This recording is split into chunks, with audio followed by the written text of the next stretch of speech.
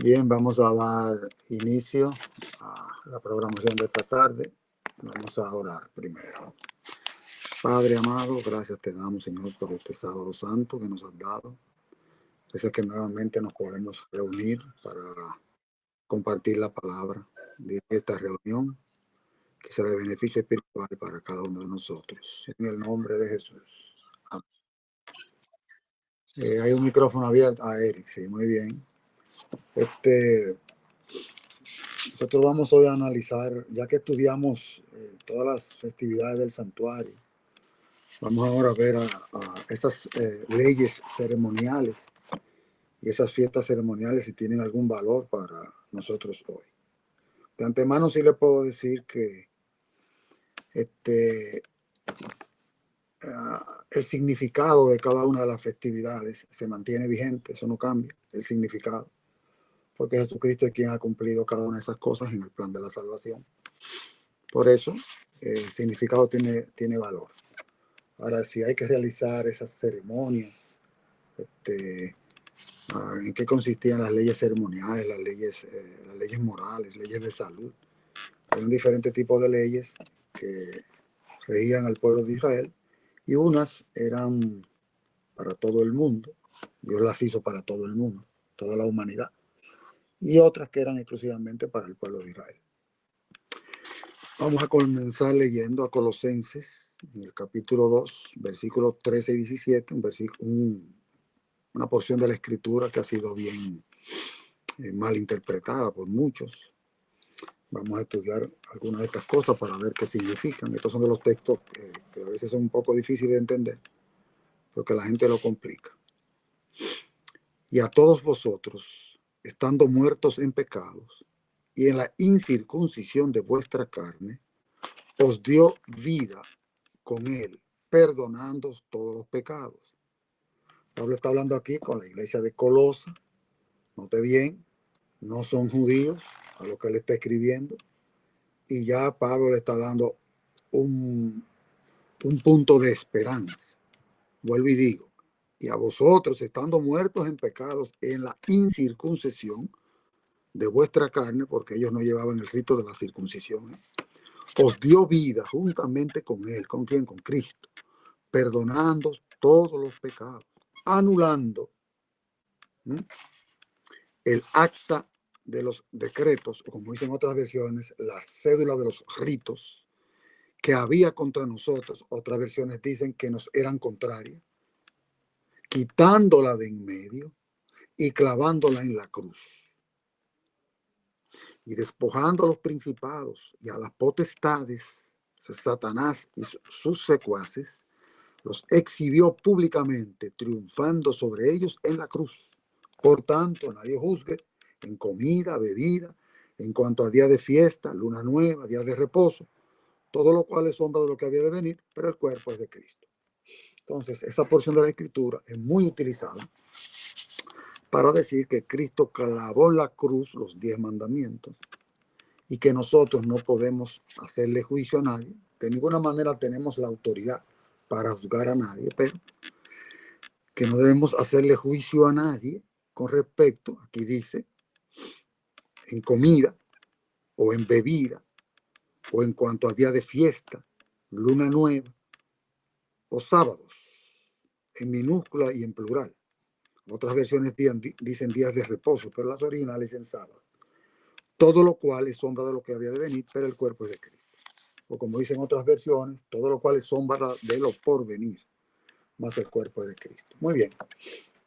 Ese versículo siempre ha sido muy mal interpretado porque se toman esos elementos que acabamos de mencionar como que nadie debe hacerle juicio, o sea que usted puede comer, beber, celebrar cualquier día, reposar cualquier día y dedicarle a Dios eso. Estará Dios hablando aquí, o el apóstol Pablo, Dios a través del apóstol Pablo, estará hablando aquí precisamente de comidas comunes, como que usted puede comer de todo, comerse el puerco, el cerdo, ¿cómo se llaman? Las langostas, que ese es el puerco del mar, el animal que Dios inventó para que limpiara el mar. Y así otras cosas, ¿verdad? Esa es la pregunta. también habla de bebida, o sea que podemos beber cualquier cosa, un poquito de vino, moderadamente, socialmente hablando, se referirá a eso. Días de fiesta, ¿m? Luna nueva, día de reposo, o sea, cualquier cosa de eso nosotros podemos dedicarle a Dios, lo que sea, porque no podemos ser juzgados por eso, según dice algunas personas refiriéndose a ese texto. ¿Por qué vamos a hacer un estudio de esto? Bueno, porque algunas personas utilizan mal este pasaje e indican que Cristo clavó en la cruz los 10 mandamientos. ¿Acaso se está refiriendo ahí a los 10 mandamientos? Ya la porción anterior del versículo da la clave, porque Pablo aclara que lo que estaba clavando en la cruz era la cédula de los ritos, las leyes rituales. En ningún momento está hablando de la ley moral. Y luego más abajo dice, todo lo cual es sombra de lo porvenir. Ahí está la clave de todo lo que se está hablando allí. Veremos ahorita si eso se refiere al sábado semanal o no. Ese es el primer punto. Otro punto que se relaciona con eso es que quieren clavar en la cruz lo que Dios no ha clavado. ¿Qué quiero decir con eso? Mucha gente saca malas interpretaciones de la palabra cuando dicen lo que el texto no dice. En los principios de interpretación bíblica, usted tiene que tener cuidado de no añadir al texto lo que el texto no dice. Si el texto no menciona aquí 10 mandamientos, porque usted quiere incluir los 10 mandamientos allí, o la ley moral de Dios, que ya vimos que es el carácter de Dios escrito, es el trasunto del carácter de Dios. La única porción de la escritura que Dios no le confió a nadie, sino que la escribió él mismo, y en 2 ocasiones la escribió. Entonces, si usted analiza, usted va a notar que la ley de Dios es primero que la gracia, porque si es el carácter de Dios, entonces la ley de Dios es eterna. Y la Biblia dice que es eterna y tiene todas las características de Dios. Muy bien. Pero la gracia entra porque se violó la ley de Dios. Pablo dice claramente, cuando el pecado entró, ¿verdad? O abundó, sobreabunda la gracia. Entonces ya eso me indica a mí de que la ley de Dios era primero, porque la gracia viene como consecuencia de haber entrado el pecado, y el pecado es la transgresión de la ley. Entonces la gracia de Dios es primero, la ley de Dios es primero. Me indica también entonces que la gracia, para que tenga algún efecto en mí, tiene que resarcir la ley de Dios en mi vida. Entonces yo no puedo echar la ley de Dios abajo. Entonces la gente quiere ahora tomar un texto como este y tomar la ley de Dios y echarla a un lado. Pero es todo lo contrario.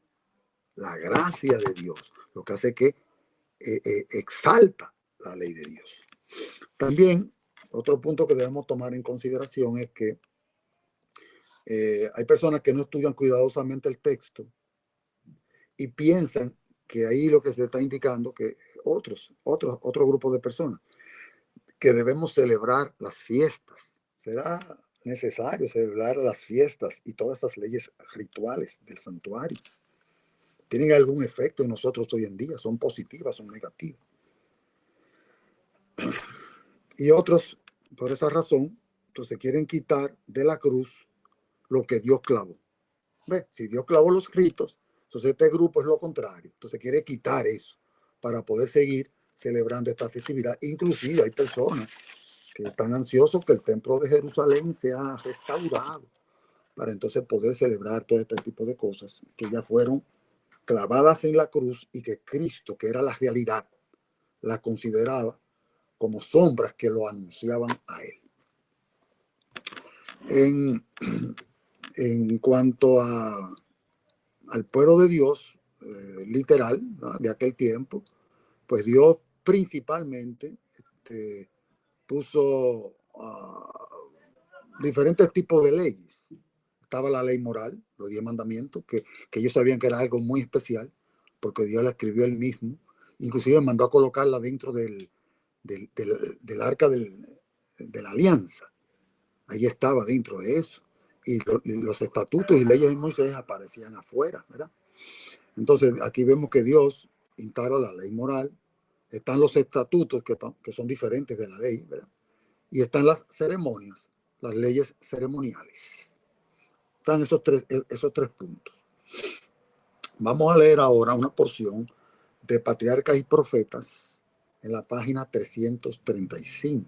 Dice así la sierva de Dios: muchos confunden estos dos sistemas, el de la ley moral y la ley ceremonial, lo confunden y se valen de los textos que hablan de la ley ceremonial para tratar de probar que la ley moral fue abolida. Toman los textos que hablan de la ley ceremonial y lo quieren aplicar a la ley moral, dice la sierva de Dios. Pero esto es pervertir las escrituras. La distinción entre los dos sistemas es clara. El sistema ceremonial se componía de símbolos que señalaban a Cristo, su sacrificio y su sacerdocio. Fíjese que bien lo explica la sierva de Dios, un solo párrafo y explica todo. Esta ley ritual, con sus sacrificios y ordenanzas, debían los hebreos seguirla hasta que el símbolo se cumpliera en la realidad de la muerte de Cristo. Cuando Cristo llega y muere, ahí caducó todo eso y Dios lo demostró en Mateo capítulo 27, cuando el velo del templo se rompe de arriba abajo y queda a la intemperie lo que era algo santísimo, indicando de que ya esos rituales no servían para nada. Sigue diciendo: Cordero de Dios que quita los pecados del mundo. Patriarcas y Profetas, página 335.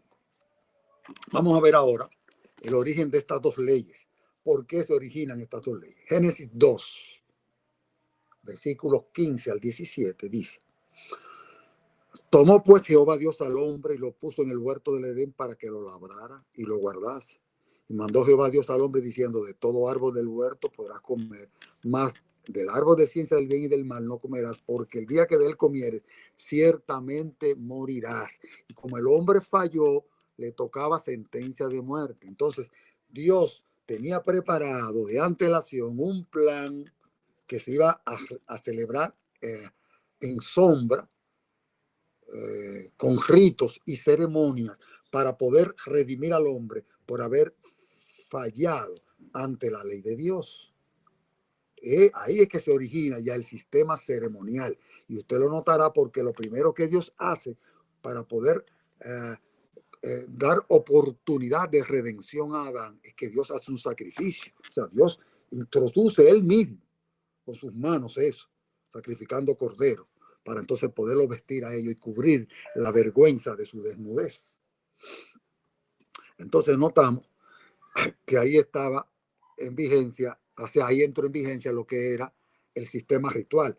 Pero ¿por qué entró el sistema ritual? Bueno, el sistema ritual entra porque lo que quedó violado fue el sistema moral de Dios, la ley moral de Dios. Si usted analiza el pecado de Adán y Eva, usted va a notar que ellos violaron los mandamientos de Dios. No tendrás dioses ajenos delante de mí. Tuvieron otro Dios antes que Dios. Porque Satanás lo que le dijo: seréis como Dios sabiendo el bien y el mal. Entonces, ahí mismo están ya violando la primera tabla de la ley de Dios. Yo no sé si eso pasó un sábado. Yo sé que violaron el primer mandamiento, violaron el segundo mandamiento, violaron el tercer mandamiento, el cuarto. Todos los mandamientos fueron violados allí. El quinto, claro, deshonraron a su padre y a su madre. Codiciaron el árbol, el fruto del árbol. O sea, si usted analiza los mandamientos, violaron la ley de Dios. No podemos decir que violaron quizá los 10 con esa actitud, pero ya Santiago en el capítulo 2 ya nos ha enseñado que el que viola un mandamiento es hecho culpable de todos. Es decir, que ellos eran culpables de eso. Ahí estamos mirando ya desde el origen, desde Génesis en el capítulo 2, que están operando los dos sistemas de leyes que Dios había establecido. En Génesis capítulo 3, versículo 21, encontramos la esperanza que Dios le proporciona a Adán, que también nos atañe a nosotros en este tiempo.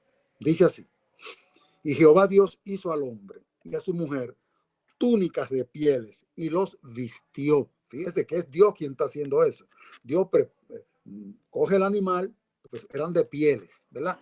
Y toma esas pieles y entonces con eso cubre a Adán y a Eva. Entonces Dios lo está justificando. Dios es que está reparando, ¿no? la brecha que se ha creado, proporcionando la esperanza a nuestros primeros padres. Entonces, aquí encontramos, entonces, si analizamos bien ese texto, que se ha encontrado un sustituto para Adán y Eva, porque lo que leímos al principio en Génesis 2 es que a ellos les correspondía ese mismo día la muerte. Pero Dios ha provisto un sustituto, que fue un cordero, que ejemplificaba al cordero verdadero, porque a través de toda la Biblia vamos a notar que Dios siempre indicaba que había que sacrificar un cordero. Lo hizo antes del templo, del santuario, y lo hizo después del santuario, hasta que llegara el tiempo de la corrección, que era cuando Cristo viniera a la tierra. De esa manera, Dios estaba salvando a los que vivieron antes de Cristo, que por la fe, fíjese que la fe es fundamental, porque sin fe es imposible agradar a Dios. Entonces ellos por la fe aceptaban el cordero que iba a venir. Los que vivieron en la época de Cristo, por la fe, aceptaron que el hijo del carpintero y de María, ese que nació en Nazaret, que se crió en Nazaret, que nació en Belén de Judea, era el que Dios había prometido. Y nosotros los que vivimos en el 2025, 2000 años y pico después de Cristo, somos aquellos que creemos por la fe que ese que fue inmolado en la cruz hace 2000 años atrás es nuestro sustituto y quien nos garantiza salvación y vida eterna por sus propios méritos. Es decir, que vemos cómo la fe opera en cada momento de la historia de la humanidad. Lo otro que encontramos en esta porción de la Escritura es que el sistema de sacrificios se estableció para poder señalar al Mesías. Eso no se hizo para entretenerlos ni para que jugaran con eso. Es para que ellos por la fe entendieran que tenían esperanza de salvación cuando el Mesías apareciera. Por eso que usted lo ve que Daniel se enferma cuando ve que le faltaba tanto tiempo para que el Mesías apareciera, porque ya Dios le había indicado que sería en el cuarto imperio, pero también le dijo cuándo iba a aparecer el Mesías, que eran 383 años, no, 483 años después que se diera el decreto para restaurar a Jerusalén. Estaba señalando al Mesías y todo lo que ellos hacían era celebrar rituales en el santuario con la esperanza maravillosa de que ese Mesías apareciera. Y lo tercero que encontramos aquí en esta porción de Génesis 3:21 es que la desobediencia a la ley de Dios, la ley moral de Dios, fue la que hizo necesaria la ley ceremonial para poder resolver el problema que se había creado. Es decir, que una viene como consecuencia de otra, pero tan pronto la ley ceremonial encontrara su realidad en el antitipo, o sea, lo que es la realidad misma, que era Cristo, cuando eso apareciera, ya la ley ceremonial caducaba, no tenía sentido seguirla celebrando porque ya la realidad era Cristo y entonces le comenzaría a ofrecer su sangre verdadera, no la de machos cabríos. Todo eso aparece en Hebreos en el capítulo 8 y en el capítulo 9, bien descrito por el apóstol Pablo. Léaselo despacio porque allí está. Muy bien, vámonos ahora a Génesis, al capítulo 4.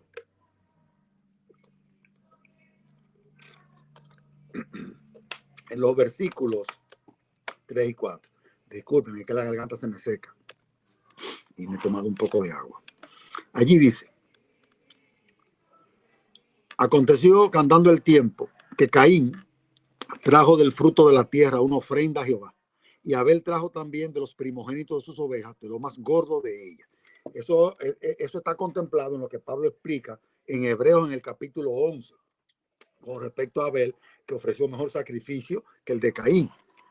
Aparentemente, la palabra también me está dando a entender eh, que Abel también trajo frutos, pero además de los frutos, trajo el primogénito de sus ovejas. Es decir, que Caín no tenía excusa. ¿Por qué razón? Note que en el santuario de Dios, las ofrendas que se ofrecían en la ceremonia no eran solamente animales, había que llevar frutos, había que llevar lo que eran, digamos, granos, lo que eran, esa ofrenda que era vegetal, digamos así. Y también estaba la ofrenda animal. Entonces, según lo que leo, lo voy a leer de nuevo, no sé si a ustedes les da la misma impresión. Dice: aconteció que andando el tiempo, que Caín trajo del fruto de la tierra una ofrenda a Jehová, pero no trajo más nada. Y Abel trajo también, dice también, es decir, que quiere decir que además de los frutos, también de los primogénitos de sus ovejas, de lo más gordo de ellas. Es decir, que Abel está trayendo lo mejor que pudo traerle a Jehová. Entonces aquí estamos notando que ya después que Adán y Eva fracasan, sus hijos siguen ya con el mismo ofrecimiento a Dios. Quiere decir que la ley ceremonial tiene su origen allá en el Edén, cuando ellos fracasaron. Y luego sus hijos siguen con eso. Cuando Dios se lo da al pueblo de Israel, ya después que lo saca de Egipto, ya era algo que ellos conocían. Abraham sacrificó corderos a Jehová y ofrecía el diezmo de sus frutos. O sea que notamos que este sistema ya Dios lo había establecido desde antes de ellos salir de Egipto y antes de llegar a nuestro tiempo, porque ya Dios lo que tenía era un plan de que se entendiera que la redención tenía esperanza en ese cordero verdadero cuando él apareciera. Sin embargo, como les dije al principio, hay algunas personas que quieren volver a esos sacrificios, no están entendiendo lo que la palabra de Dios está enseñando. Se están quedando en la parte de lo que era la introducción del sistema ceremonial que el apóstol Pablo bien describió, que fue clavado en la cruz. Vamos a leer ahora lo que dice, qué relación tienen las leyes morales, ¿verdad? Que es la ley de los 10 mandamientos y la ley ceremonial. ¿Hay alguna relación entre ellas? Eso no hay duda, porque la ley ceremonial entró como es la gracia. Al violar la ley de Dios, que era lo primero que estaba establecido, entonces las leyes ceremoniales entran como si fuera la gracia, la oportunidad, la esperanza. Porque la gracia de Dios no hubiera sido necesaria si el hombre no falla. La gracia viene como consecuencia del hombre haber pecado, porque la ley de Dios, que es eterna, era primero que la gracia. La gracia vino después. Por eso es que el apóstol Pablo en Tito, en el capítulo 2, versículos 11 y 12, dice que para qué nos lleva la gracia a nosotros. La gracia para apartarnos de la impiedad y de las iniquidades. Es que nos lleva para atrás otra vez. Entonces hay gente que quiere la gracia para mantenerse en sus pecados y seguir pecando hasta que, acariciando los pecados hasta que Cristo venga. La gracia no es para eso. Eso es una gracia barata. Y cogen cuando Pablo dice que no somos salvos por las obras de la ley. Claro, la ley no es para salvación, pero cuando Pablo dice las obras de la ley, se está refiriendo a las obras legalistas. Eso es lo que hay que decir, obras de la ley. Esas no son obras buenas, esas son obras malas, las que Pablo está hablando allí. Obras legalistas, ¿qué quiere decir eso? Que tienen suficiencia propia, que usted cree que tiene mérito para salvación. Esas obras no llevan a ningún lado. Ahora, Pablo habla de obras buenas y Cristo también. Esas obras buenas que él está hablando son las que son fruto del Espíritu. Eso es otra cosa. Y la gente quiere ligar las obras de la ley con las obras que son los frutos del Espíritu. No ligue cosas que no van, no le añade al texto lo que no dice. Todo eso es para menospreciar la ley de Dios. Y la gracia tiene un mérito. ¿Cuál es? Salvación. Para eso es la gracia. Pero la gracia que es para salvación no salva a todo el mundo. ¿Y por qué no salva a todo el mundo si la gracia es para salvación? Porque el que no echa mérito de esa gracia y permite que el Espíritu haga una obra en él, no, la gracia no lo alcanza. Tiene capacidad para alcanzar a todo el mundo, pero solamente alcanza el que acepta esa gracia, obedeciendo a nuestro Señor. Esa es la manera. Porque Jesucristo fue que lo dijo. Vengo pronto y mi galardón conmigo para dar a cada uno según sea su obra. Es decir, que estas leyes ceremoniales entran como si fuera la gracia al hombre, la esperanza, lo vimos ahorita, según Génesis 3:21. Es la esperanza que Dios le dio a la humanidad, manifestándolo en Génesis capítulo 3, versículo 15, que todo el mundo lo conoce. La gran promesa de la venida del Mesías. Enemistad pondré entre ti y la mujer, entre tu simiente y la simiente suya. Esta te herirá en la cabeza y tú le herirás en el calcañar. Ahí entró. Muy bien. Cuando una persona peca, transgrede la ley moral, porque dice primero de Juan en el capítulo 3, versículo 4, que eso ha traído una polémica grande. Bueno, mi hermano Samuel está orientado en ese aspecto, con lo que está pasando en la iglesia de Mérida, en Venezuela ahora mismo, porque ellos creen esto que dice aquí, y dice, esa es la única definición dice la sierva de Dios, la única definición de pecado es que el pecado es transgresión de la ley.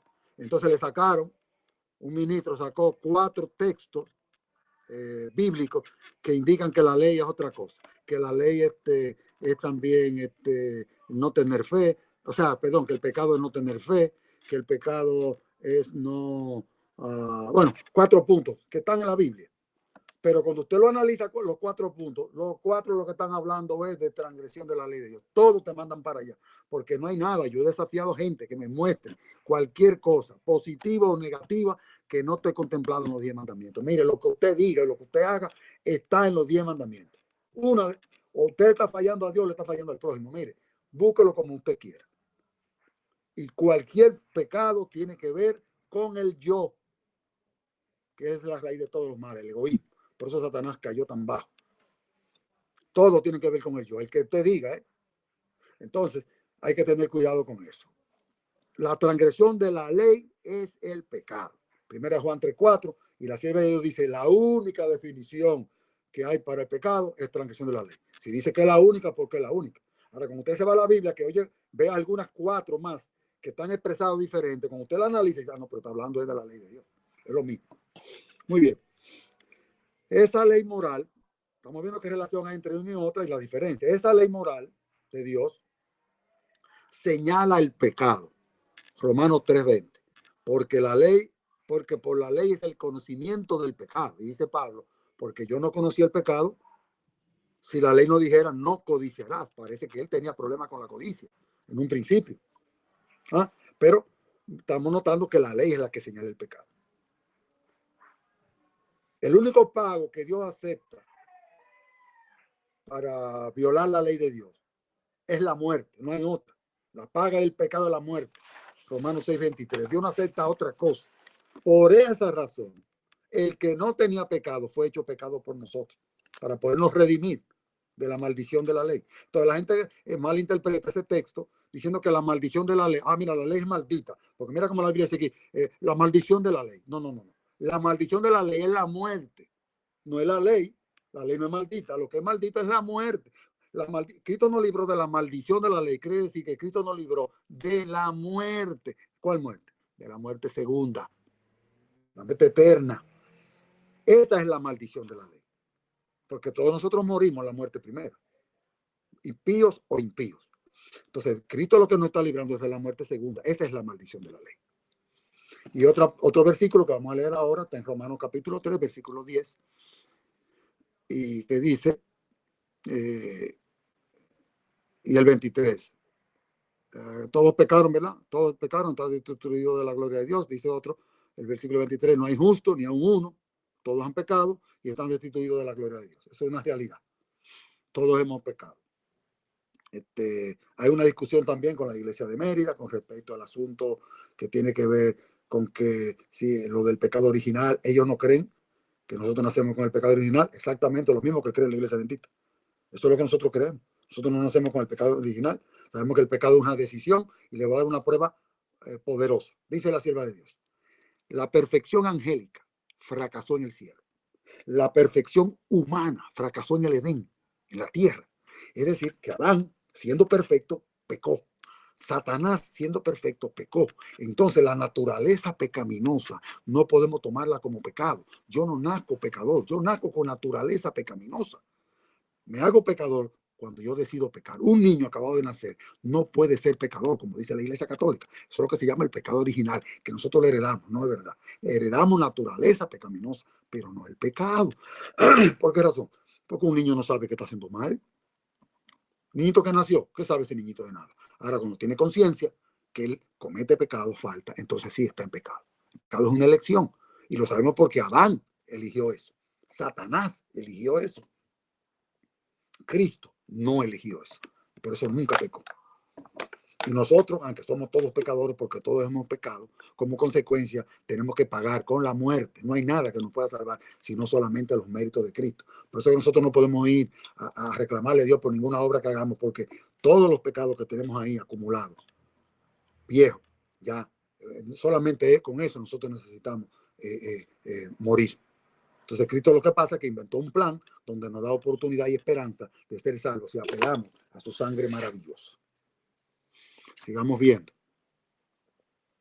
Entonces, viene la pregunta. Fíjese, con todo lo que venimos estudiando, entonces viene la inquietud. Usted dirá, entonces, ¿cómo los creyentes del Antiguo Testamento entonces pueden ser salvos? Déjame tomar un poquito de agua.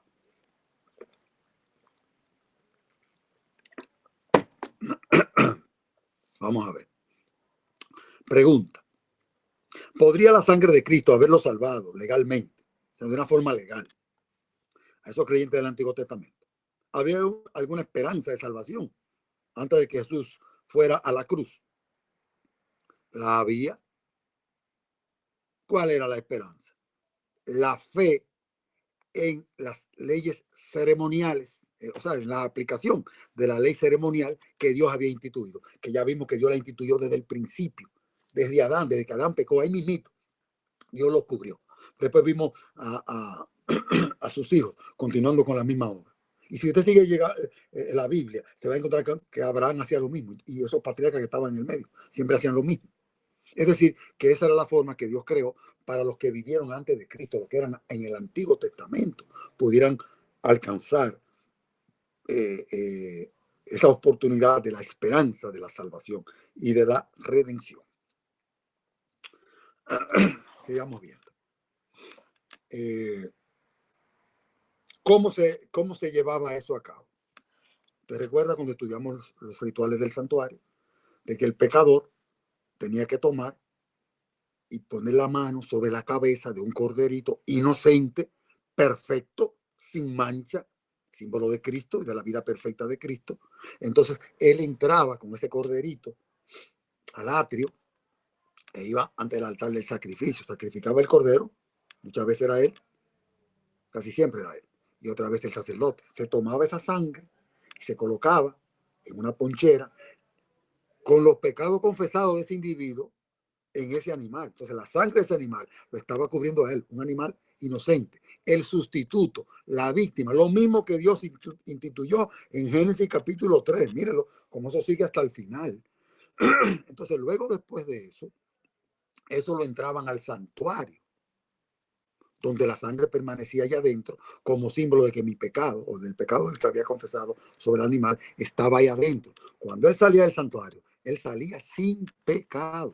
Por eso cuando usted confiesa su pecado, ya el pecado no está en usted.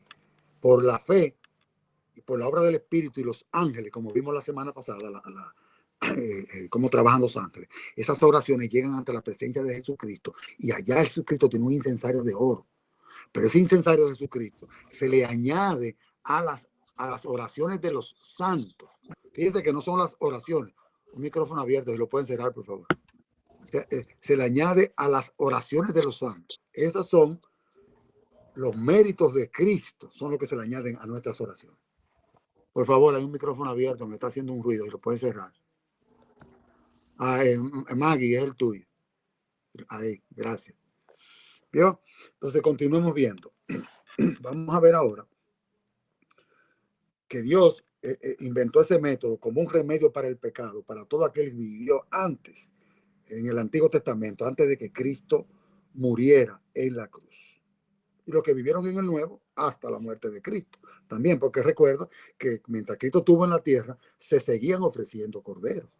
El día de la Pascua última, que Cristo estuvo en la tierra, cuando Cristo iba a morir, en su tercera Pascua, después que se mostró a Israel, que el velo del templo se rompe, no lo dice la Biblia, el Espíritu de Profecía sí lo aclara, de que el animalito se escapó, porque fue que tembló la tierra, se oscureció, el velo del templo se abrió. Yo me imagino el susto que se pasó ese sumo sacerdote, y todo eso quedó a la intemperie. Todo el mundo podía verlo. Entonces, el animal sale huyendo, ya un indicativo de que eso no servía. Por eso que Cristo en ese momento dice, consumado es. En Hebreos capítulo 10, en el versículo 4, el apóstol Pablo dice, porque la sangre de los toros y de los machos cabríos no pueden quitar los pecados. Entonces usted se preguntará, pero ¿y cómo entonces se quitaba el pecado? Si Pablo dice que no se podía quitar. Porque él va en ese mismo capítulo lo aclara y después dice, Cristo entró una sola vez y para siempre con su propia sangre, no con la sangre de los toros y los machos cabríos, ni de ovejas, ni nada de eso. Entonces Pablo está aclarando de que realmente esa sangre derramada de todos esos animales no podía quitar el pecado. Estaban siendo acumulados en un lugar, ¿verdad? En el juicio de Dios, en el templo de Dios verdadero, en el cielo.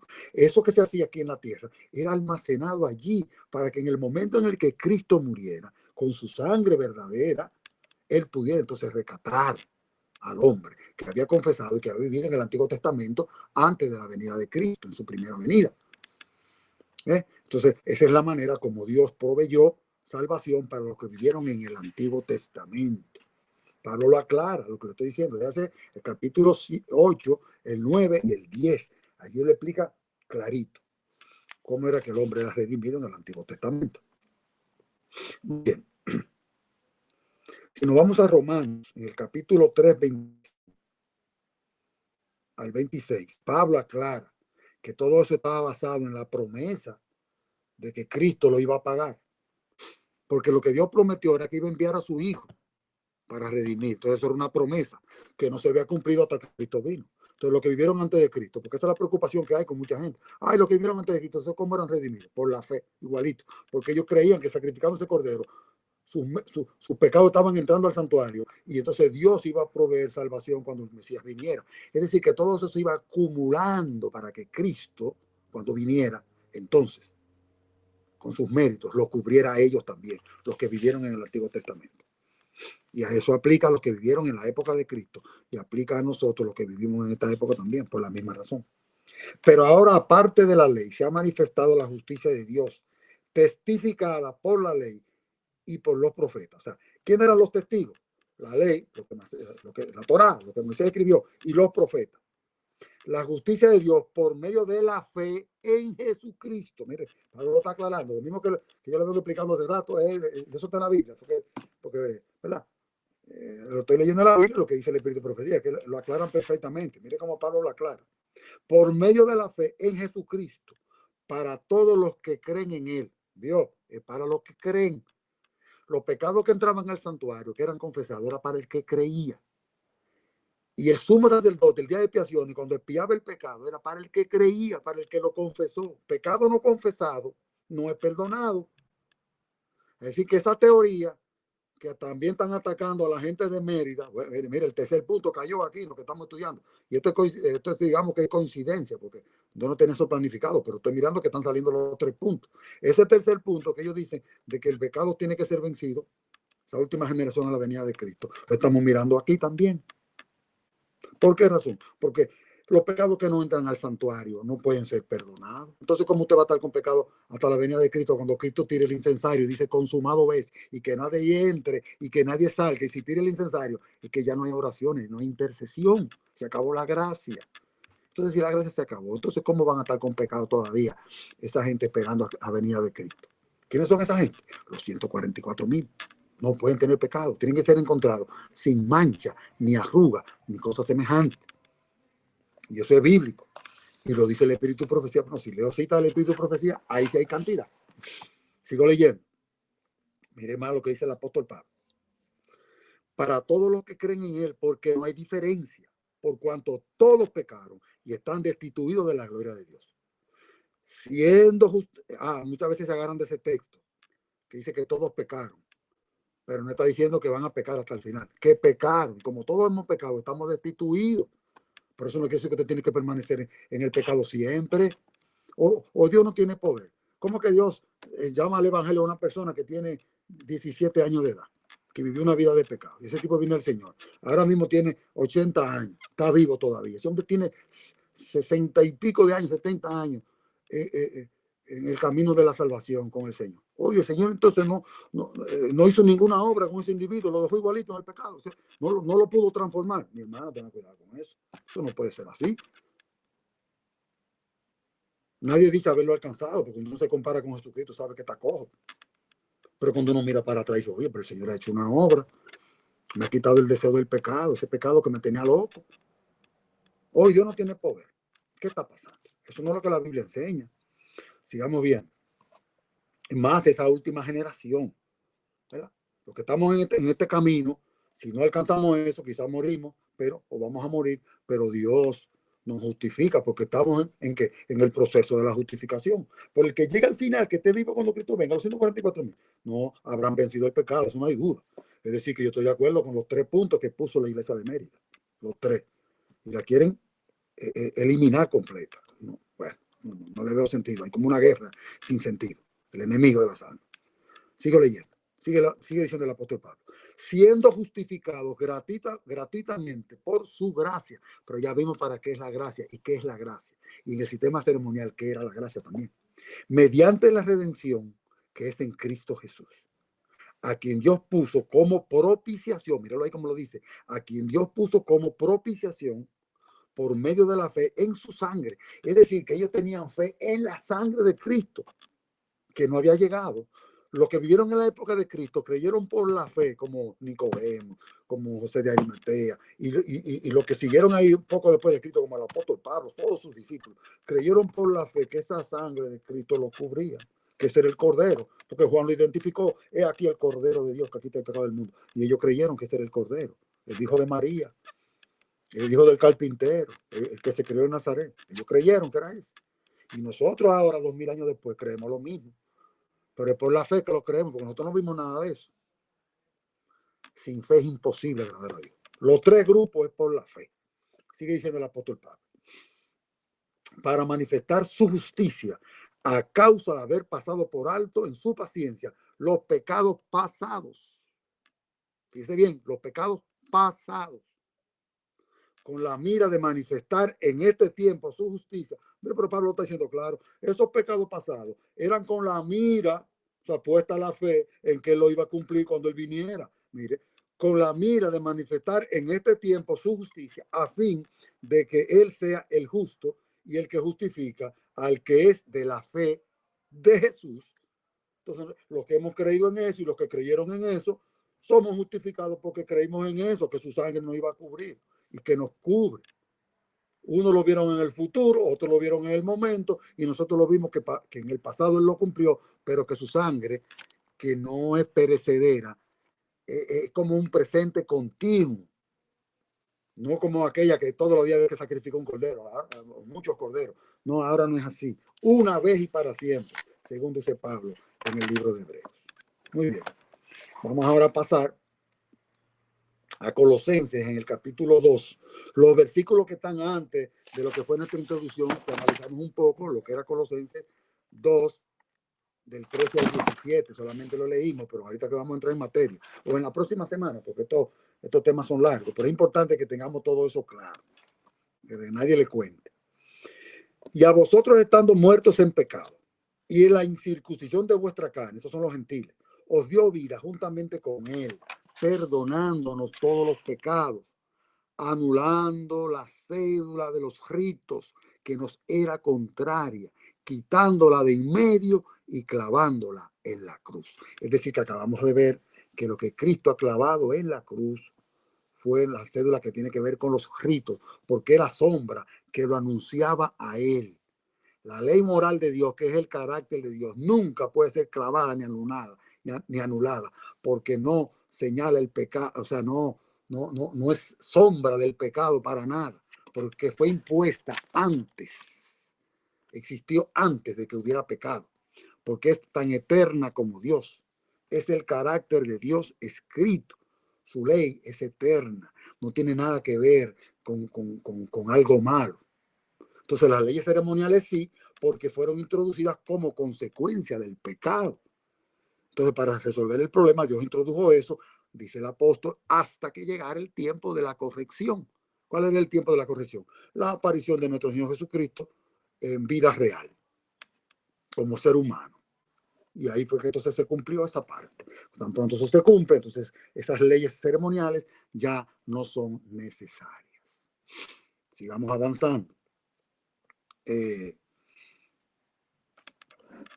Vamos a ver ahora lo que nos dice Hebreos en el capítulo 7, 18 y 19. Es importante, hay una palabra clave que no la he querido mencionar porque la voy a mencionar para adelante, pero vaya meditando. La palabra clave es sombra.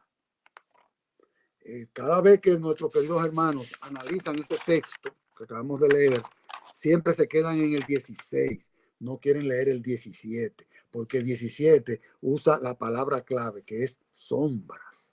¿Qué significa eso? Lo vamos a ver un poquito más adelante. Vamos a ver lo que nos dice el apóstol Pablo en Hebreo en el capítulo 7, versículos 18 y 19. Queda pues abrogado el mandamiento anterior a causa de su debilidad e ineficacia y de la introducción de una mejor esperanza por la cual nosotros nos acercamos a Dios. Pablo está hablando de lo que pasó con la ley ceremonial. Ya es ineficaz, no tiene sentido. Eso quedó abrogado, porque ahora vamos a trabajar con una que tiene mejor esperanza. Si usted se va al capítulo 9, va a ver que allí habla del nuevo pacto y que el nuevo pacto dejó por viejo al antiguo. No tiene sentido. Y la gente quiere decir que el nuevo pacto es que Dios ya quitó los 10 mandamientos. Pablo no está hablando de los 10 mandamientos allí.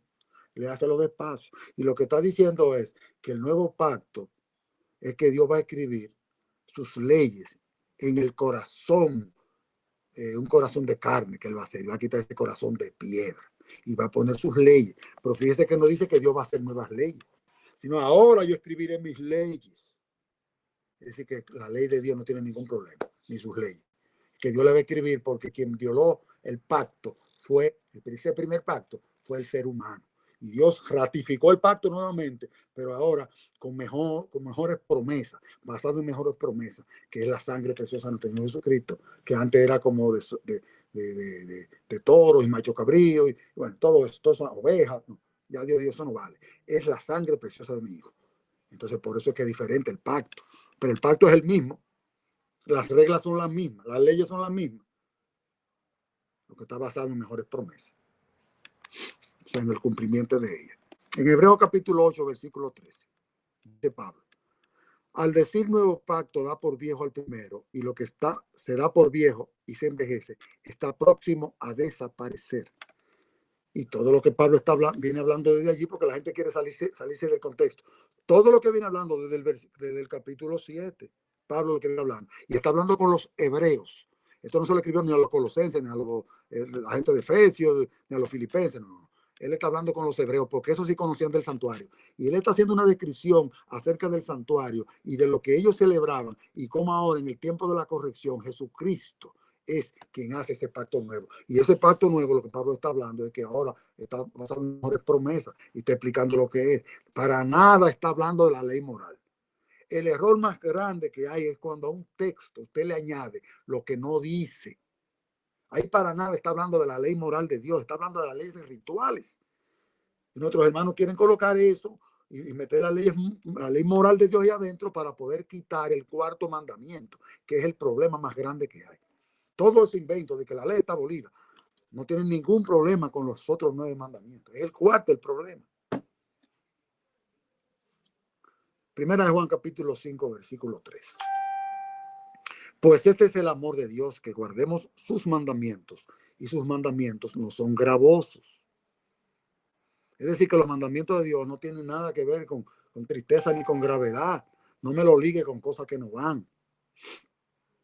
Mejor me es la ley de tu boca que millares de oro y plata. Mi boca abrí y suspiré porque deseaba tus mandamientos. He deseado tu salvación, oh Jehová, y tu ley es mi delicia. Dice la señora White ahora. Muchos consideran a la economía judía como una era de oscuridad. Han recibido la idea errónea de que el arrepentimiento y la fe no formaron parte de la religión hebrea. Y mucha gente lo cree eso. Así Dios dice, recibieron esa idea errónea. ¿De qué? De que el arrepentimiento y la fe no formaron parte de la religión hebrea. Bastante fe que tenían ellos esperando en ese Mesías. Y arrepentimiento continuo y de corazón. Y afirmaban que solo consistían en formas y ceremonias. Sin embargo, los hijos de Israel fueron salvados por Cristo tan virtualmente como lo es el pecador de hoy.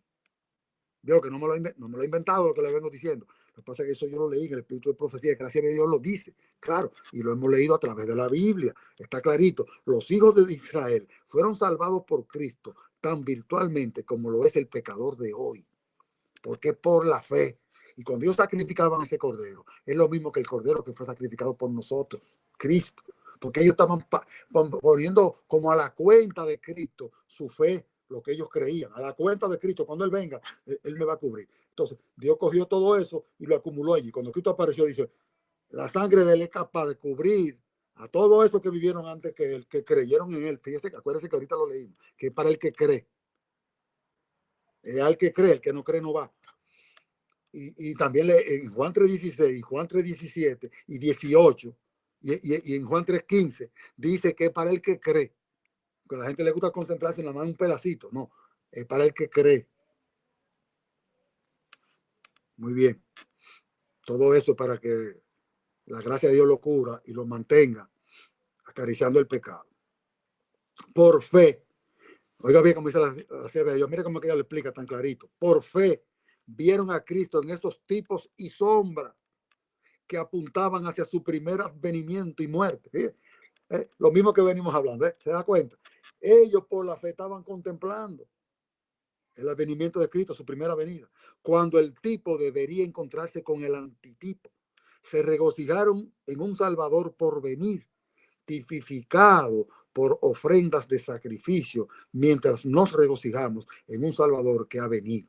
Eso, lo que era una expectativa para el antiguo Israel, es una certeza para el Israel moderno. Señales de los tiempos, 22 de abril de 1880. Colosenses capítulo 2, versículo 15. Estamos llegando a un tema que es controversial. Y la semana que viene vamos a continuar porque este tema esto es larguísimo. Yo creo que nos va a tomar como 3 semanas, pero no importa. Es interesante. Espero que a ustedes les parezca como a mí. Tan interesante así. Y despojando a los principados y a las potestades. Colosenses 2, 15. Y despojando a los principados y a las potestades, los exhibió públicamente, triunfando sobre ellos en la cruz. Triunfando sobre ellos en la cruz. Es decir, que la forma como Cristo triunfó sobre Satanás, quien se había apoderado, ¿no?, de lo que le correspondía a Adán, pero que aunque ellos por la fe estaban esperando el aparecimiento de un Mesías, hasta que Cristo no venía, legalmente no podía quitar a Satanás. Virtualmente sí, Satanás estaba perdido, ya Dios lo había dicho, pero legalmente no. Tenía que suceder algo para que entonces hubiera un sello que dijera, ya legalmente perdió. Por eso que Cristo en Juan 16 lo dice. El príncipe de este mundo es juzgado. Tan pronto cuando él resucitó fue que dijo eso. El príncipe de este mundo es juzgado. Ya, ahora ya perdió. Porque legalmente lo destronó. ¿Cuándo lo destronó? Cuando él fue exhibido en la cruz. Por eso fue que él dijo, si el Hijo del Hombre fuera levantado, a todos atraeré a mí mismo. Entonces, aquí el apóstol Pablo está diciendo que cuando Cristo fue levantado, ¿qué fue lo que hizo? Los exhibió públicamente a Satanás y sus secuaces. Y ahí fue que lo venció. Y recién cuando Cristo vence en la cruz, los seres inteligentes de otros mundos comprendieron la magnitud de lo que era el pecado. Ahí fue que quedó todo descubierto. Sigue diciendo la sierva de Dios. Por fe vieron a Cristo en esos tipos y sombras que apuntaban hacia su primer advenimiento y muerte, cuando el tipo debería encontrarse con el antitipo.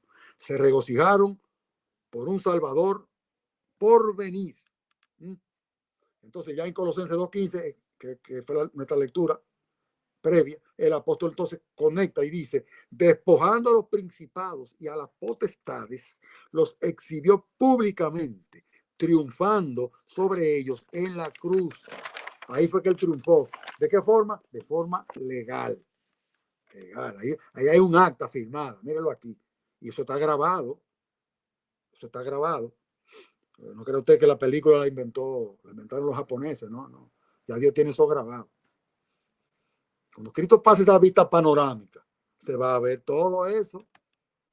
La historia de la humanidad está grabada, donde cada uno se va a ver siendo el actor. Muy bien. Vamos ahora a ver lo que dice la sierva de Dios en Patriarca y Profetas, página 335. Vamos a ver ahora los dos sistemas, el ceremonial y el moral. Muchos confunden estos dos sistemas, dice la sierva de Dios, y se valen de los textos que hablan de la ley ceremonial para tratar de probar que la ley moral fue abolida. Y la meten allí sin estar hablando de la ley moral. Todos los textos que hemos leído, usted está dando cuenta con claridad de que está hablando de la ley, de las leyes ceremoniales. Para nada está hablando de la ley moral, pero muchos meten eso, dice la sierva de Dios. Pero esto es un pervertir las escrituras. La distinción entre los dos sistemas es clara, dice la sierva. El sistema ceremonial se componía de símbolos que señalaban a Cristo, su sacrificio y su sacerdocio. Esta ley ritual, con sus sacrificios y ordenanzas, debían los hebreos seguirla hasta que el símbolo se cumpliera en la realidad con la muerte de Cristo, Cordero de Dios que quita los pecados del mundo. Entonces debían cesar todas las ofrendas de sacrificio. Entonces, ahí viene la pregunta nuestra. ¿Debemos nosotros celebrar la fiesta? La sierva de Dios está diciendo claramente que no. La palabra de Dios lo dice en Mateo 27 que no. Porque cuando el velo del templo se rompió, dice que no. Y jamás se siguieron celebrando todas esas ceremonias, exceptuando algunas que todavía los judíos las celebran. Pero no se siguen matando ese cordero así como ese sacrificio diario. Sigue diciendo. Tal es la ley que Cristo quitó de en medio y clavó en la cruz. Y citó a Colosenses 2:14, la sierva de Dios. Y yo le leí Patriarca y Profeta, página 335. Vamos a ver ahora Colosenses 2:16. Casi se está cortando la grabación. Entonces, cuando se corte, continuamos la semana que viene con la segunda parte. Vamos a leer ahora Colosenses 2:16 y 17. Y vamos a ver ahora el punto del 17, que es la clave del problema. O sea, quien soluciona el problema es el versículo 17, que nunca lo leen. No juzguéis en cuanto a comida, bebida, día de fiesta, lo cual, nada de eso. No me juzgue con respecto a esas cosas. Vamos a leer. Dice, por tanto, nadie os juzgue en comida o en bebida, y vamos a estudiar cada cosa de esa por separado. Vamos a estudiar lo que es comida y bebida. Vamos a estudiar lo que son las fiestas. No las fiestas que celebramos, sino lo que significa eso. Vamos a estudiar porque ya estudiamos todas las fiestas. ¿Qué es lo que quiere decir luna nueva? Vamos a estudiar lo que son los días de reposo. Y vamos a ver a qué Pablo se está refiriendo allí. Y vamos a ver lo que era la sombra. Porque aquí lo que está diciendo es que nadie te juzgue con respecto a esa cosa, todo lo cual es sombra de lo porvenir. Pero el cuerpo, o sea, la realidad, es de Cristo. Ese es el texto que vamos a desmenuzar. Lo primero que vamos a analizar de este texto, para comprenderlo, vamos a hacer la comparación, es lo que quiere decir comida y bebida. A ver, ¿a qué se está refiriendo el apóstol Pablo cuando en Colosenses 2:16 al 17 está hablando de comidas y bebidas y todas esas cosas? Primero nos vamos con comida y bebida. Lo que aparece en Colosenses 2:16 es exactamente lo mismo que el apóstol Pablo expresa en Hebreos 9, de 9 al 12. Porque en Hebreos 9, recuérdense que hay que estudiar el capítulo 8, el 9 y el 10. En el 9, Pablo está aclarando la situación.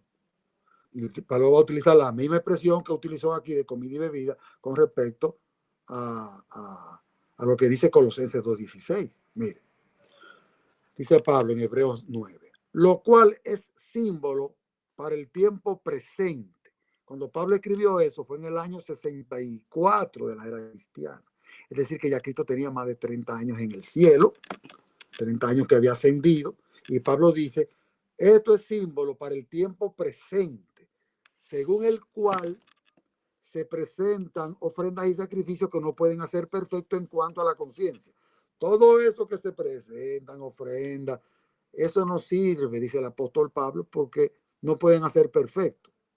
Sigue diciendo, en cuanto a la conciencia, el que practica ese culto, ya que consiste solo de comidas y bebidas y de diversas abluciones o ofrendas y ordenanzas acerca de la carne, impuestas hasta el tiempo de reformar las cosas.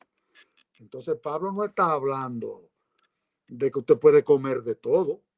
Te está dando cuenta que Pablo lo que está tocando es algo que tiene que ver con el santuario, con las ofrendas y abluciones, como él le llama, y ordenanzas acerca de la carne, impuestas hasta el tiempo de reformar las cosas, a lo que él le llamó hasta el tiempo de la corrección, que era cuando Cristo apareciera. Eso nada más tenía vigencia hasta ahí. Pero Pablo no está hablando de que usted ya puede comer de todo. Esas leyes de salud son eternas, eso es para siempre. El estómago del judío y el estómago mío no son diferentes. No ha interrumpido la grabación todavía, Magdalena. No me di cuenta si sonó. No. No. Ok, sigamos entonces.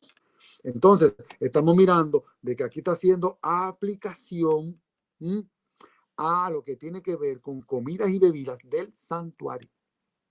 Pablo no está hablando de que usted puede comer cerdo, que usted puede comer todo eso que Dios prohibió, todas esas cosas inmundas. No está hablando de eso.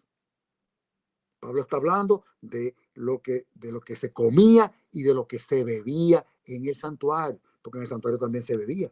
Se tomaba el fruto de la vid. Y vamos a ver más adelante, cuando toquemos la parte que tiene que ver con la fiesta, de que, adelantándome un poquito, de que Cristo hablaba, cuando introdujo la Santa Cena, de que se debía tomarse el fruto de la vid.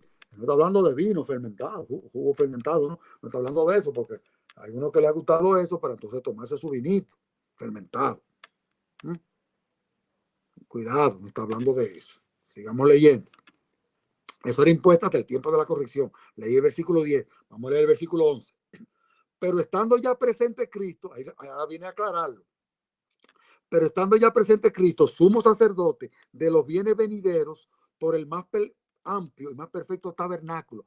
Cristo no está en el santuario de la tierra. Dice, todo eso de ordenanza y comida y bebida que se hacía en el santuario de la tierra, eso era hasta el tiempo de la corrección, pero ya Cristo lo corrigió, porque Él está ahora presente en el santuario verdadero. Pablo está diciendo que en el año 64 de la era cristiana, Cristo estaba en el santuario verdadero oficiando como sumo sacerdote. Lo mismo que dijo Juan en Apocalipsis capítulo 1 cuando lo vio moviéndose entre los candeleros, que Cristo dijo que eran las 7 iglesias. Y Pablo estaba en la época de la iglesia de Éfeso, o sea, de la época, ¿cómo llamamos? Simbólica, el periodo histórico que corresponde a la iglesia de Éfeso. No estoy hablando que era de la iglesia de Éfeso, había muchas iglesias, aunque Pablo, fundador de esa iglesia, le escribió la carta a los Efesios. Pero al periodo histórico que tiene que ver con la iglesia de Éfeso, la que está en el año 60 y tanto, esa iglesia, la de Éfeso, que va del año 31 hasta el año 100, ese periodo es que Pablo está hablando. ¿Y Cristo estaba donde? En el santuario no hecho de mano, míralo aquí, por el más amplio y más perfecto tabernáculo, no hecho de mano, es decir, no de esta creación, el santuario verdadero, versículo 12, ahora le leo, y no por sangre de machos cabríos. ¿Dónde pasaba eso? En el santuario de la tierra, ni de becerro, en el santuario de la tierra, sino por su propia sangre. Entró una vez y para siempre en el lugar santísimo, habiendo tenido eterna redención. Oiga, esos versículos dicen clarito todo lo que venimos estudiando. Pablo lo explicó magistralmente con esos tres o cuatro versículos, clarito. Entonces yo no sé cómo que se confunden tomando citas de la misma Biblia, de la misma palabra, cuando Pablo está explicando claramente qué es lo que el pacto nuevo, a qué se está refiriendo, dónde que está Cristo ministrando, qué es lo que le está haciendo, qué es lo que se refieren con comidas y bebidas, para venirlo a aplicar ahora a que nosotros podemos comer de todo y beber de todo también. Todo lo que se mueve usted se lo puede comer. Porque la Biblia dice, pues cómete un ratoncito entonces. Pues se mueve también. O cómete una planta venenosa. No, mire, no venga con cosas que Dios no instituyó eso en el Sinaí, como en Levítico 11. La ley que le dio, eso fue después del Sinaí, en un mes duró eso. Y el Levítico 11, no fue ahí que Dios lo puso. Porque cuando Noé dice que los animales iban en pareja, 7 parejas de animales limpios y una pareja de animales inmundos, iban entrando. Entonces ya habían lo que eran inmundos y lo que eran limpios. Y Dios sabía que no se iban a comer los inmundos. Porque si por casualidad Noé se comía la hembra o el macho de un animal inmundo, se acabó esa especie, se desapareció. Pues ¿cómo se iba a reproducir? Dios sabía que no le iban a tocar esos animales, pero de los otros entraron 7, porque Dios sabía que como no iba a haber naturaleza, con la destrucción del diluvio, que es lo que se convirtió en petróleo después, tanto las plantas como los seres humanos, más los animales que murieron, ese es el petróleo, materia orgánica decompuesta. Entonces, ya cuando usted analiza, dice, no, pero espérate, ¿qué van a comer? Dios le permitió que sacrificaran, eso fue lo primero que hizo Noé, hizo un sacrificio a Dios, y luego Dios le permitió comer algunos animales, en lo que las cosas se arreglaban.